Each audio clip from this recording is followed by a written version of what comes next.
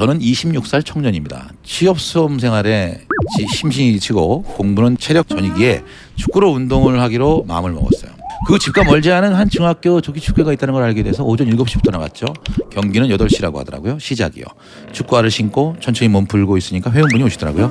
8시가 돼서 경기가 시작됐고 저는 처음 가입한 회원이어서 벤치에 앉아 교체를 기다리고 있었습니다.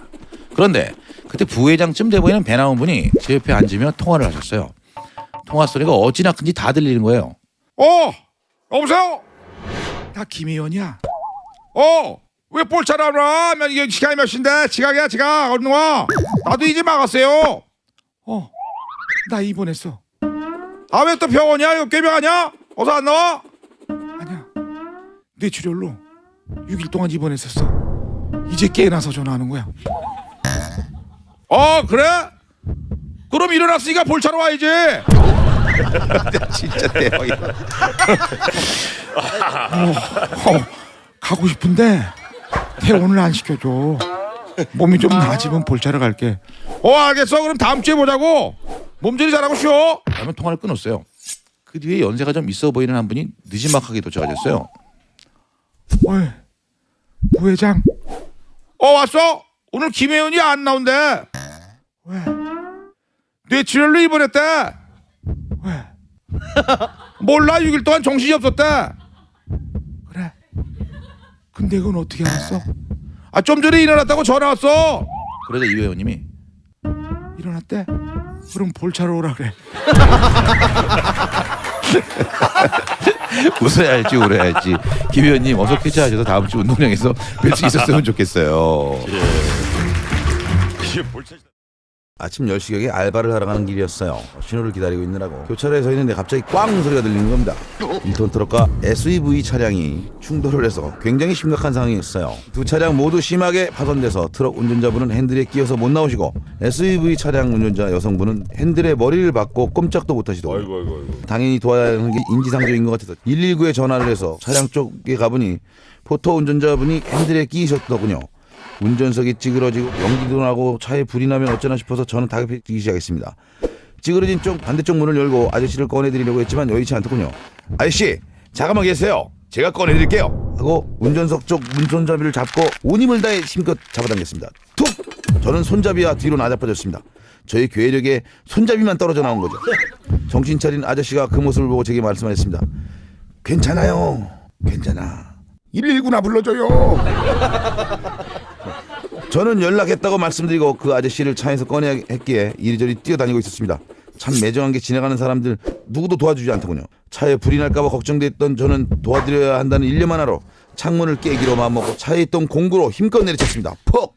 으악! 충격으로 손에 전기만 오고 그 뭔 놈 창문이 이렇게 튼튼한지 금도 안 가더군요. 그때 아저씨가 됐어요. 그냥 가요. 119나 불러줘요. 그냥 가요. 119 문제예요.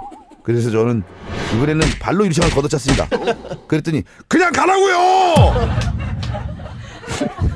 그래도 다친 사람을 두고 그냥 갈 수가 없어서 무게가 나갈 만한 물건이 없을까 생각하다 아차 자키! 전 무게가 좀 나가는 바퀴 바꿀 때 쓰는 자키를 유리창에 힘껏 던졌습니다. 퍽! 유리창이 깨졌죠. 근데 유리창이 깨진 깨졌는데 금방 가고 떨어지지 않는 거예요. 그냥 놔두라고. 차 좀 그만 흔들고 제발 가요. 당신 때문에 더 아파 내가. 더 아파. 아저씨는 몸이 끼어서 차가 흔들 때마다 아저씨 고통이 몸부림치는 거였습니다. 그래도 안쓰러운 마음에 아저씨를 구해드리고 싶어서 아저씨 괜찮으시겠어요? 하면서 혹시나 하는 마음에 다시 한번 금이 간 유리창을 발로 힘껏 빡 찼더니 나 아프다고 임마! 아파 임마! 그냥 가 임마! 하시며 초면인데 저한테 욕을 하시더군요. 그러시며 하지마 제발 그냥 냅둬 아파 119한테 구조받을게 너 가! 그래서 제가 아저씨 차에 불 나면 어떡하시려고요? 그랬더니 그냥 불 나면 다 죽을게 그냥 가! 걱정 말고 가던 길 가! 그래도 안타까운 마음에 바둥바둥 차 주변에서 돌아다니다가 119 구급대가 도착하고 나서 제가 할 길을 갈 수가 있었습니다. 진짜 웃겨, 진짜 웃겨. 아버지와 저는 자주 맛집을 찾아다닙니다. 야, 이 부자지간에 이러기 힘든데. 멋있다. 좋다. 그날도 아버지와 맛집을 찾아 남대문 시장을 가려고 하는데 버스를 잘못 타서 서울역에서 내렸어요. 다시 버스 타긴 애매해서 남대문 시장 쪽으로 걸어가는데 어떤 외국인이 저희에게 다가와서 물었습니다. 동대문 어디야? 아 외국인이요? 네, 방문 반말이죠. 네. 유럽은 아니고 아랍 쪽인 것 같았어요. 외국인이 한국말하는 게 신기했습니다. 하지만 저와 달리 아버지께서는 이놈이 반말 오네 이게. 언짢아하셨어요. 아이 외국인이잖아요 아버지. 존댓말 개념이 없어서 그럴 거예요. 아버지를 진정시켰습니다. 저는 친절한 한국이라는 생각을 심어주기 위해서 버스 노선표를 가리키며 530번을 타고 가시면 돼요. 자세히 설명해 줬습니다. 외국인은 저희 아버지 어깨를 토닥이며 고마워 착하네 고마워 착하네 아버지한테. 네, 아버지한테요. 아버지께서는 이 자식이 아주 야 너. 라며 분노를 표출했지만 저는 아버지를 막으며 아버지 외국에선 어깨 정도 토닥거리는 건 아무것도 아니에요. 문화 차이예요. 영국 축구 보면 어린 선수가 나이 많은 선수 엉덩이도 막 토닥토닥 그러고 그러잖아요. 그러는 거예요. 한참을 진정시켜 드리니 아버지께서는 그런가? 아 그래도 그 새파랗게 젊은 놈이 반말하니까 이게 말이야 기분이 좀 그렇잖아. 아버지 참으세요. 아버지도 어느 정도 이해를 하시는 눈치였습니다. 그런데 그때 그 외국인이 다른 쪽에 서 있던 외국인 쪽으로 가더니 저거 타면 된대요.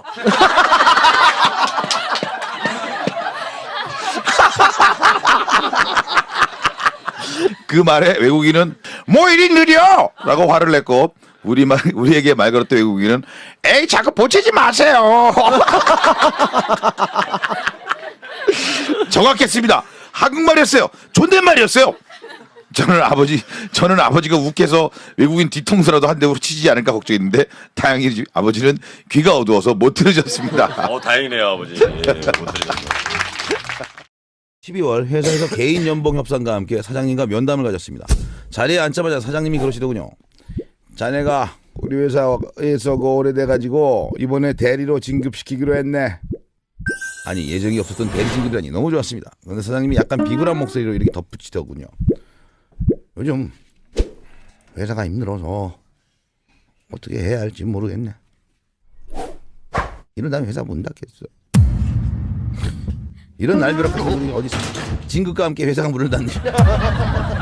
정말 황당하더군요. 이어지는 사장님 말씀. 그래서 말인데 자네 대리 진급한 거 연봉 협상 말인데 전 생각했습니다. 회사가 어려서 연봉을 못 올려주시는가 보다. 강한 애사심으로 소리쳤습니다. 전 연봉은 안 올려도 좋습니다. 회사가 있고 제가 있지. 제가 있고 회사가 있겠습니까? 예? 전 진급한 것만으로도 강한 애사심이 불타올랐습니다. 아닐세. 그래도 내가 올려주고 싶어. 괜찮습니다. 자네 내가 주고 싶어서 그래. 하면서 연봉하면서 X를 적으셨습니다. 그리고 저보고 사인하라고 하셨습니다. 전 깜짝 놀랐습니다.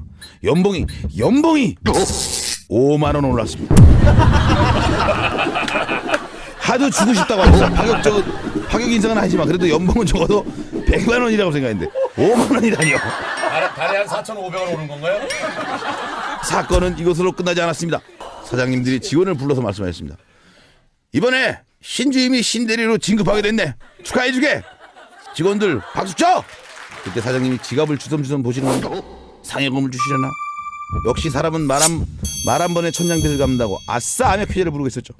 그런데 사장님 주섬주섬 만원 몇 장을 주시며 이번 연봉 협상에 올라가는 5만 원 일시불로 지급하겠네. 연봉 일시불 지급이라뇨. 이게 말이 됩니까? 그러다. 그때부터 전 회사에서 일시불이라고 불리고 있습니다. 진짜 싫어합니다. 들어갔다. 유유. 제 후배가 군대에 제대하고 처음 취직을 했는데 공장에서 라인 작업을 하는 일터였습니다. 첫 출근을 해서 사무실 직원이 현장 반장에게 신입사원이니까 잘 알려주세요 하고는 그냥 가더라는 거예요. 그러자 반장은 아무 말도 없이 손짓으로만 일을 알려주더래요. 계속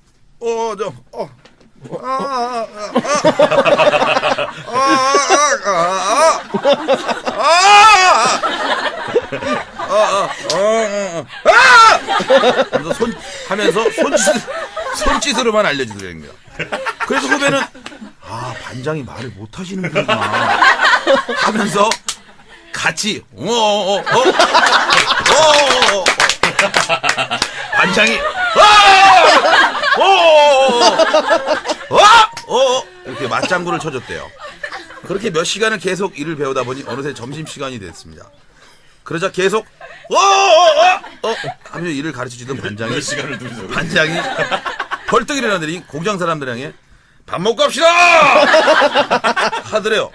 후배가 깜짝 놀라서 말할 줄 아시래요? 하니까 반장도 깜짝 놀라서 외국인 아니세요?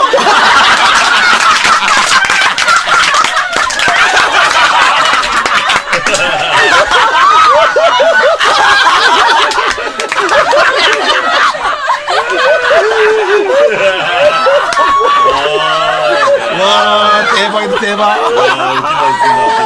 저 10만원 드리겠습니다. 용산에 위치한 카투사 부대를 다니던 친구가 있었어요. 이 친구가 어느 날 고기가 너무 먹고 싶은 겁니다. 그래서 주말 외박 때 고기 같이 먹자고 동료들하고 후배들한테 졸랐는데 다들 데이트를 하거나 집에 가야 한다면서 떠나버렸죠. 남겨진 이 친구는 너무나 고기가 먹고 싶었습니다. 아, 누구 갈 사람 없나? 에이, 그냥 혼자 가서 먹을까? 아니야. 누가 고깃집에서 혼자 고기를 구워 먹어? 이 친구의 고민은 꼬리에 꼬리를 물다가 결국은 부대 바로 앞에 있는 고깃집을 당당하게 혼자 들어서게 됩니다. 원 없이 고기를 먹어보는 게 소원이었기 때문에 이 친구는 자신 있게 주문을 해요. 사장님, 여기 고기 3인분 주세요. 혼자 먹는 게 눈치 보이긴 했지만 그래도 맛은 정말 꿀맛이었죠. 대충 2인분 정도를 먹은 걸까요? 이제는 너무 배가 불러서 도저히 들어가질 않는 거예요. 고기를 남기자니 너무 많이 남았기에 이 친구는 사장님을 불렀습니다. 사장님, 여기요. 예, 저 뭐 필요한 거 있으세요? 고기 좀 싸주세요. 안 그래도 친구가 처음 혼자 들어올 때부터 특이한 놈일세, 혼자 고기를 먹으러 오다니 라는 눈초리로 바라봤는데 그때보다 더 이상한 눈빛으로 쳐다보시는 거예요. 고기 드문 광경이죠. 예, 뭔가 얼굴에 만감이 교차하는 표정이었죠. 아, 왜 멀뚱히 쳐다만 보시지? 아, 사장님, 저 고기 좀 싸주세요. 사장님은 5초 정도 짧지만 길게 느껴지는 시간 동안 고민을 하시더니 친구 테이블로 다가왔어요. 그러더니 친구 옆에 앉아서 상추쌈에 고기를 싸서 친구한테 갖다 주는 거예요. 하세요. 하세요. 마늘 넣어요 안 넣어요? 그제서야 친구는 왜 사장님이 그렇게 만감이 교차하는 얼굴로 본인을 쳐다봤는지 그러네. 알게 됐어요. 결국 사장님이 건네주신 고기도 잘 받아 먹고 친구도 사장님께 고기를 몇 점 싸드리고 나머지 고기는 포장해서 나왔다고 하네요. 아 그러나네. 저는 치과에서 일을 하는 간호사입니다. 한 할머니가 치과에 오셔서 풍치 치료를 받고 있었습니다. 선생님이 마취를 하시는데 할머니가 너무 긴장을 하셨는지 팔다리에 힘을 잔뜩 주시다가 그만 방귀를 뽕 하고 끼신 겁니다. 저도 선생님도 당황했지만 할머니가 민망하실까봐 모른 척했죠. 그냥 아무 일 없는 것처럼 선생님께서 우선 양치하세요 하시면서 양치를 시키셨어요. 다들 모른 척하고 있는 그 상황이 더 웃겼습니다. 그런데 그때 근데 언제부터 이가 아프셨어요? 하고 질문을 던져야 할 선생님께서 할머니 언제부터 끼셨어요? 선생님도 할머니의 방귀가 계속 머릿속에 남아있었던 거죠. 저는 놀라서 선생님을 쳐다봤는데 선생님은 자기가 그렇게 말하고 있는 걸 모르는 눈치였어요. 그럴 때 있죠. 무슨 말을 했는지 모르는 거죠. 아니, 이거 언제부터 끼셨습니까? 아 근데 잘 모르겠는데 어릴 때부터 낀 것 같아요. 할머님 진지하게 받아들였네요. 진지하게 받아들였어요. 기억은 안 나는데 2살 때부터 막 낀 것 같아요. 할머니 답변이. 제 아는 동생 얘기인데요. 이름은 박복녀입니다. 22살 나이에 복녀가 뭡니까? 어렸을 때부터 놀림을 받았지만 할아버지가 지어주신 이름이라 어쩔 수 없이 그림을 썼습니다. 그런데 사회생활을 하면서 드디어 개명을 하기로 마음먹고 법원에서 개명 신청을 하고 판사님 앞에 섰습니다. 판사님, 왜 개명을 하시려고 그러십니까? 어렸을 때부터 이름으로 놀림받고 사회생활하면서 이름을 부르면 창피해 죽겠습니다. 왜요? 복녀, 복스럽고 좋은데요. 지금 시대가 50년대 60년대도 아니고 21세기에 제 나이가 22살입니다. 그런데 박복녀가 뭐예요? 판사님도 좀 그러지 않으세요? 아, 이제 보니 박씨세요? 네, 저도 박씨인데요. 판사님이 고개를 절레절레 저으며 여운을 조금 남기셨습니다.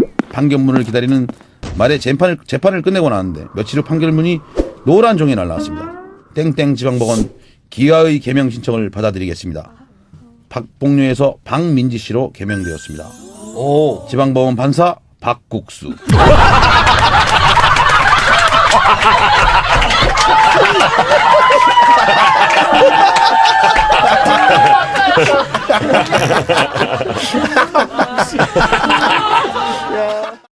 커피 전문점에서 여친을 기다리는데 옆자리 커플이 크게 다투더군요. 스토리를 들어보니까 남자놈이 아주 나쁜 놈이더라고요. 바람피다 걸린 것 같은데 오히려 큰 소리를 치는데 네가 어떻게 나한테 이럴 수가 있어? 아니 그러니까 내가 헤어져 준다니까 왜 말귀를 못 알아먹어 짜증나게. 못생긴 남잔가요? 지금 그게 할 말이야? 어? 야 솔직히 너 남자 한 번도 못 만나봤다며 내 덕에 남자랑 사귀어봤으니까 고마워야 하는 거 아니야? 뭐? 너 원래 이런 놈이었니? 원래 그런 놈이었어. 왜? 그러니까 그냥 나 좀 놔줘라. 어? 분이 안 풀려서 그래. 그럼 한 대 때리고 나 좀 그냥 놔줘라. 어? 좀. 자, 한 대 때려. 한 대 때려. 그놈이 깐죽대며 여자 쪽으로 얼굴을 들이미는데 와 진짜 그 면상을 좁혀버리고 싶더군요. 여자는 부들부들 떨며 이를 악물고만 했어요. 그래, 헤어져 줄게. 헤어져 줄 테니까 내가 빌려준 30만 원 갚아! 와, 너 진짜 추하다. 네가 그 돈 안 갚아도 된다면서. 너 정말 그러고 싶냐 진짜? 아, 그때는 그때고. 그때는 네가 그런 놈일 줄 몰랐고. 빨리 30만 원 내놔! 웃기지 마. 내가 왜 줘야 되는데. 됐으니까 그냥 한 대 때리고 끝내. 자, 한 대 때려. 야, 한 대 때려. 진짜 와 이런 쓰렉. 와 진짜. 그런데 그때 아무 말 없이 부들부들 떨고 있던 여자가 뜬금없이 옆자리에 저를 부르는 겁니다. 저기요! 예? 제 대신 이 자식 한 대만 좀 때려주세요. 야 뭐냐 너 지금 뭐 하는 거냐 너? 한 대 때리고 끝내라며. 한 대 때리고 끝내줄 테니까 닥치고 있어. 여자가 빽소리 치자 남자가 움찔 가만히 있더군요. 저는 아주 흔쾌히 수락을 했죠. 예, 알겠습니다. 제가 대신 때려드리죠. 네, 알겠어요. 홈쇼핑 같아. 아, 예. 그런데 각도를 계산하고 풀스윙 자세를 취하고 있는 그때 제 어깨를 누군가가 턱 잡더니 학생! 그거 나한테 양보하면 안 될까? 돌아보니 웬 덩치 큰 형님이셨어요. 옆에서 그 커플의 스토리를 들은 사람 중에 한 분이셨던 거예요. 저는 형님의 근육을 보고 아주 흔쾌히 양보했습니다. 야, 너 그런 게 어딨어? 야, 수정이, 네가 그냥 때려야지. 너 아니면 안 맞을 거야. 이 게시판에 글 올릴 자식아. 입 닫아, 이 자식아. 딱대, 이 자식아. 형님의 포스에 그놈은 찍소리도 못하더군요. 손으로 우두둑 소리를 내며 치려는데 그때 옆에서 또 웬 아가씨가 끼어들었습니다. 저기 잠깐만요.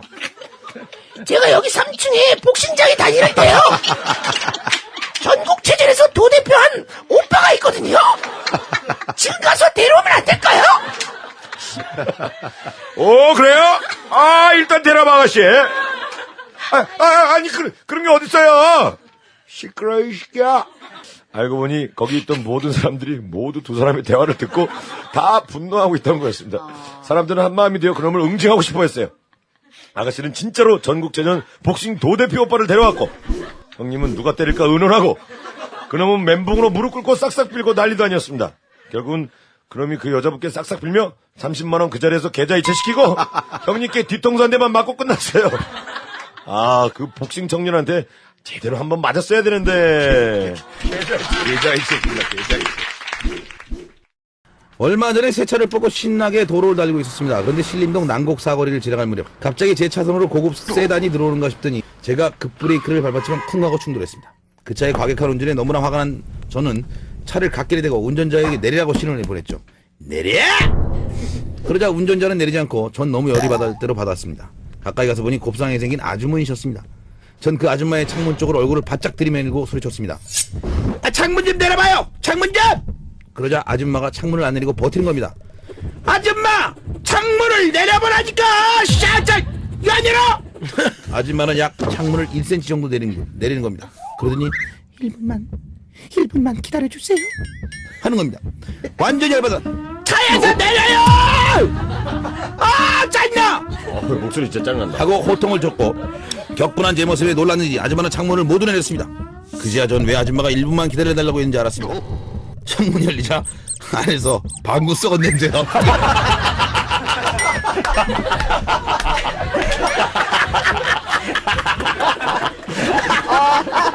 일부러 기다리면 자기 어떡하려고 그랬어. 다 마시는 거야, 자기가 어떻게 하는 거야. 오랜만에 동네 목욕탕에 갔습니다. 규모는 작지만 사람들이 많지 않아 조용하게 씻을 수 있는 장점이 있죠. 남탕에 들어가 보니 연세가 지긋하신 동네 할아버지와 50대로 보이는 아저씨 한 명이 있었어요. 할아버지는 조용히 씻으시는데 아저씨는 씻는 폼이 아주 요란했습니다.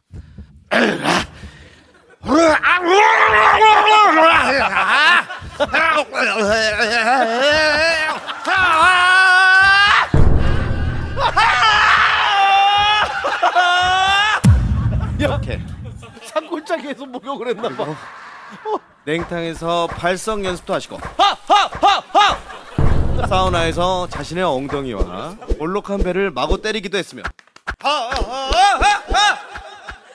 얼굴에 소금을 뿌리기도 하셨어요. 그 모습을 바라보는 동네 할아버지의 표정이 심히 불편해 보였습니다. 그리고 목욕을 다 하고 나왔을 때 아까 그 아저씨가 드라이기를 선점했고 자신의 중요 부위를 열심히 말리기 시작했습니다. 저희 동네 목욕탕은 규모가 작고 저렴한 만큼 구비된 물품이 많지 않아 드라이기가 한 개밖에 없었기 때문에 차례를 기다렸죠. 아저씨가 쓰시고 할아버지가 쓰시면 저도 써야겠구나 하고 기다리고 있었는데요. 아저씨가 중요 부위를 계속 드라이하는 거예요. 다리를 시옷자로 넓게 벌리고 계속 10분을 넘게 중요 부위만 계속해서 말리고 있으니 짜증도 나고 무좀 있으신가 보네. 그냥 집에 가야겠다 하고 주섬주섬 옷을 챙겨 입고 있는데 할아버지가 한참을 쳐다보시더니 아저씨한테 호통을 치셨어요. 야 임마! 왜 그러시죠? 몰라서 그래 자식! 너 지금 계란 삶냐?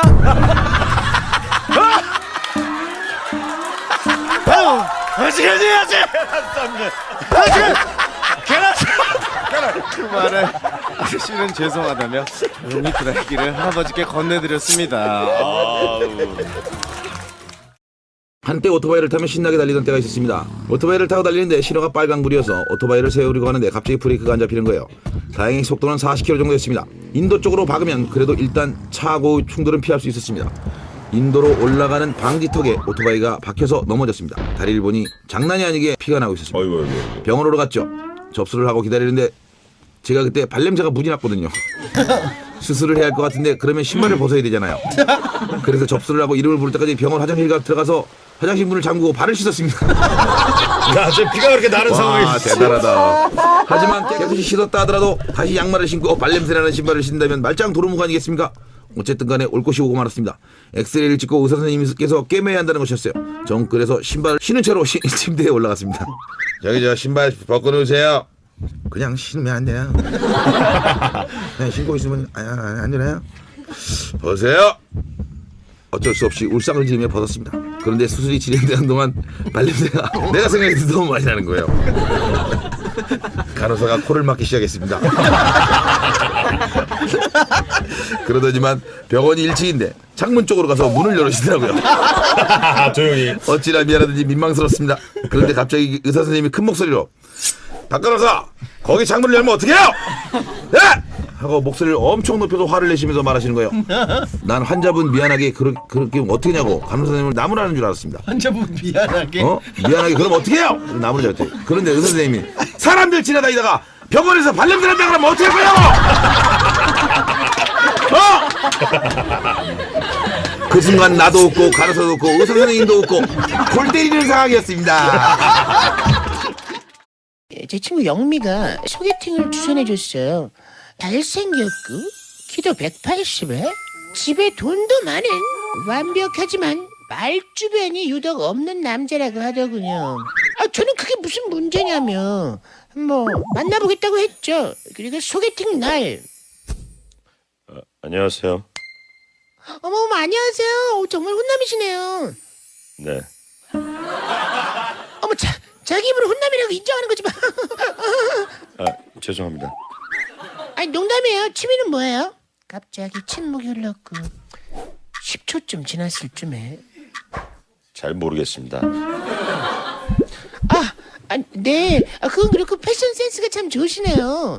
네. 근데 여기 경치가 되게 좋네요. 네.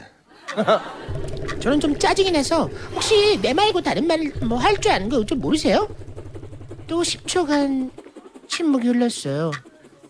아니요. 살짝 열받은 저는 말을 안 하기로 했어요. 그래야 남자가 말할 것 같아서 그렇게 말없이 1분이 지나고 2분이 지나고 5분이 지났어 10분이 지났어. 남자도 이건 아니다 싶었는지 어렵게 말을 꺼냈습니다. 저 끝말잇기 하실래요? 어이가 없었지만 힘들게 꺼낸 말이니 하기로 했죠. 수박, 박치기, 기지개, 개나리. 리본. 15분간 랠리가 계속됐어요. 소개팅 남은 남들에게 승부욕이 강하더라고요. 결국 소개팅 남의 바지락으로 끝말잇기가 끝나버렸어요. 또 5분간의 침묵이 이어졌죠. 결국 소개팅 남이 끝말잇기 한 번 더 하실래요? 결국 또 10분간의 끝말잇기를 했고 끝나자마자 침묵이 또 이어졌어요. 이제 끝말잇기는 그만하죠. 소개팅 남은 고개를 끄덕였어요. 그렇게 또 침묵이 흘렀죠. 저도 일부러 침묵을 이어갔어요. 저 남자가 그 다음에 무슨 말을 꺼낼까 정말 궁금하더군요. 5분 뒤 그 남자가 땀을 뻘뻘 흘리며 하는 말에 빵 터졌습니다. 그럼 나라 이름 대기 하실래요? 어이가 없었지만 순수한 남자의 모습이 또 귀엽더라고요. 결국 이 남자와 사귀게 됐고 근데 지금까지 인연을 이어오고 있어요. 말주변도 조금 늘었죠. 예전엔 네, 밖에 못했는데 지금은 맞아요. 나는 말도 할 줄 알아요. 요즘 이런 남자 없지 않나요?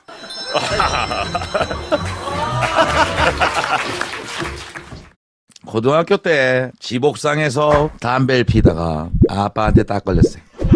이젠 죽었구나 했는데 아버지는 의외로 때리지 않으셨어요. 시비를 거셨어요. 교회 다닌다는 놈이 담배 피냐? 죄송합니다. 너 같은 놈들이 교회 욕 먹이는 거야 이 자식아. 다신 담배 안 필게요. 앞으로는 절 다녀라 이 자식아. 절 다녀 이 자식아. 그렇습니다. 아버지께서는 불교 신자셨는데 이 기회에 저를 개종하려고 아, 아버지는 저를 다니고 생각하신 거예요. 당신은 짝사랑하는 여자애를 보려고 교회를 다니고 있었는데 그 애를 볼 수 없다는 생각이 들자 절대 그럴 수 없다는 생각에 평생 처음이자 마지막으로 대들기 시작했어요. 제가 잘못한 건 인정하는데 그건 말이 안 되지 않습니까? 아버지도 절 다니시면서 잘못한 일 많잖아요. 내가 뭘 잘못했는데 이 자식아. 부처님 믿으면서 매일 고기 드시잖아요. 야 내가 스님이야 이 자식아. 내가 스님이냐고. 그럼 제가 목사님이에요? 그런 말이 아니잖아. 아유 이거 난 너의 신분으로 해서 안 되는 행동을 해서 그런 말을 한 거 아니야. 절 다녀 이 자식아. 아버지도 가정이 있으면서 가끔 외박하시잖아요. 갑자기 아버지께서 흥분을 하시며 말씀하셨어요. 야 자식아. 어른이 얘기하는데 계속 말 대꾸 하네 이 자식. 버르장머리 자식. 그런 행동 누구한테 배웠어 임마. 니네 애비가 그렇게 하시니? 이 자식아. 절 다녀 임마. 본인이 아버지면서 말이죠. 하지만 그 말이 기분 나빴던 저도 이렇게 말했습니다. 우리 부모님 욕하지 마세요. 그 얘기 이후 잠깐 정적이 흘렀고 저 아버지는 서로 얼굴을 마주보고 웃음을 터뜨렸어요. 아무튼 아버지께서는 기회를 주겠다며 담배 끊으라고 부처님의 자비를 베푸셨고 저는 아버지를 하나님의 사랑으로 존경하며 살고 있습니다. 진보 명품